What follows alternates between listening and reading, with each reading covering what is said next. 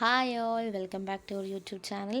അപ്പോൾ നമ്മളിന്ന് നോക്കാൻ പോകുന്നത് ഫസ്റ്റ് ലോ ഓഫ് തെർമോഡൈനാമിക്സ്. അപ്പോൾ നമ്മൾ ഇതിൻ്റെ മുന്നിൽ 3 വീഡിയോസ് അപ്ലോഡ് ചെയ്തിട്ടുണ്ട്.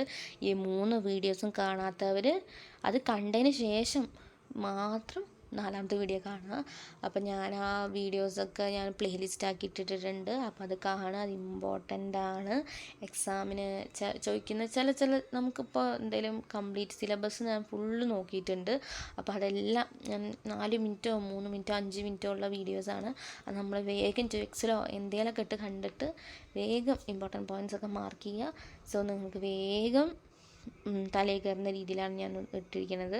ഫ്രൈഡേ എക്സാമിന് മുന്നേ ഞാൻ എല്ലാ ടോപ്പിക്കും അപ്ലോഡ് ചെയ്യുന്നതായിരിക്കും.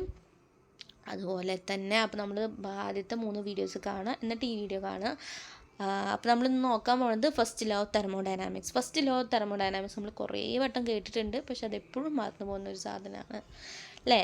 Total energy of the system. ഒരു സിസ്റ്റത്തിൻ്റെ എനർജി എന്ന് പറഞ്ഞു കഴിഞ്ഞാൽ ഈ ടോട്ടൽ എനർജി എന്ന് പറഞ്ഞു കഴിഞ്ഞാൽ V plus K plus U.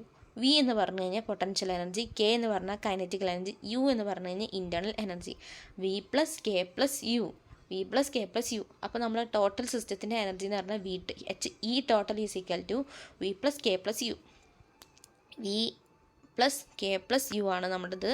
പിന്നെ ഇൻറ്റേർണൽ എനർജി എന്താണ് യു? ഇൻറ്റേർണൽ എനർജി എന്താണ്? അതൊരു സംശയം വരുന്നതായിരിക്കും.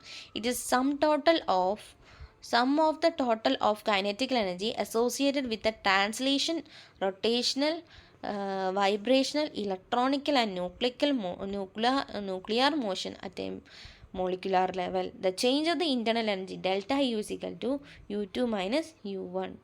ഓക്കെ, അപ്പോൾ നമുക്ക് ചിലപ്പോൾ 2 മാർക്കിനൊക്കെ വെറുതെ മാർക്ക് കളയാൻ വേണ്ടിയിട്ട് ചോദിക്കുന്ന ക്വസ്റ്റ്യനായിട്ട് വരാമായിരിക്കാം, പറയാൻ പറ്റില്ല. കുട്ടികൾ നമ്മൾ എന്താ ഫസ്റ്റ് ലോ തെർമോഡൈനാമിക്സ് ഒക്കെ ചോദിച്ചു കഴിഞ്ഞാൽ എഴുതാൻ റെഡി ആയിരിക്കും, കാരണം ഇമ്പോർട്ടൻ്റ് ആയി പഠിച്ചു. പക്ഷേ എന്താണ് ഇൻറ്റേർണൽ എനർജി എന്ന് വെച്ച് കഴിഞ്ഞാൽ